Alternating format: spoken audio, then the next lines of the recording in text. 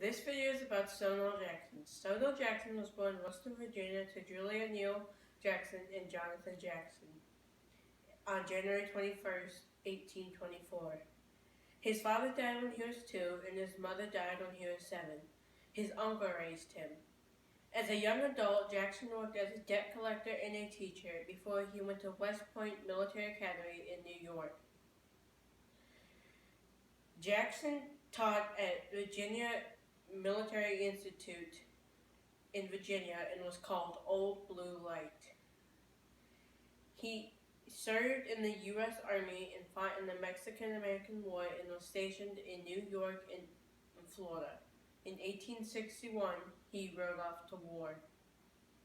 You know a lot about the famous battles Jackson has fought in.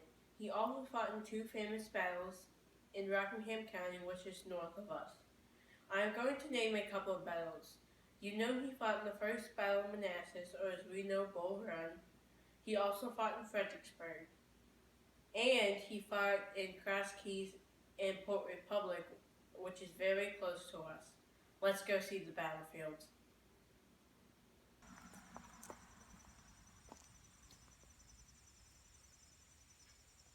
We're at the battle where the Battle of Cross Keys took place.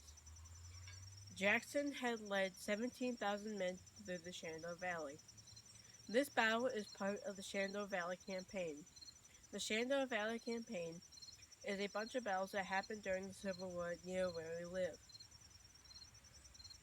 548 Union soldiers without a scout were marching blindly south toward the Confederates.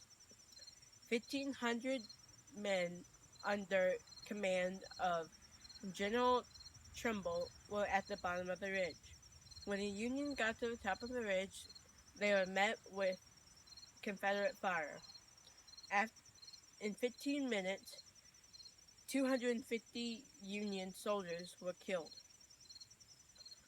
After the Confederates took down the small group, they forced the Union across the Kieseltown Road for a surrender. The Confederates had only 288 men wounded, but only 41 died. I got one.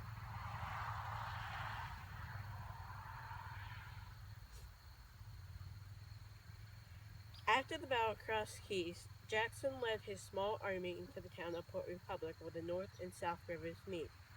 At 3:45 a.m., Jackson led his troops over a makeshift bridge made of wagons.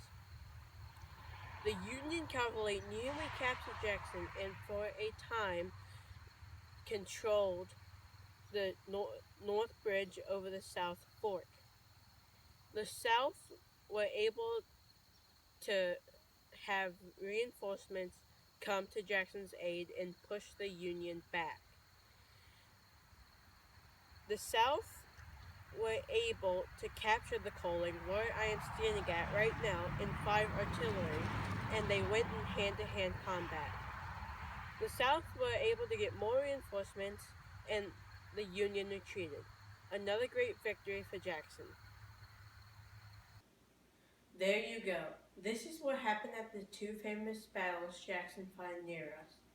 After that, he moved his men down to Richmond to help R.E. Lee with the 7-day battle that was just about to start. After the Battle of Chancellorsville, Jackson was scouting ahead and was coming back to tell his men what to do next and was shot in the arm by friendly fire. They had to amputate Jackson's arm and he died 8 days later from pneumonia. Jackson was remembered for all the great battles he fought in.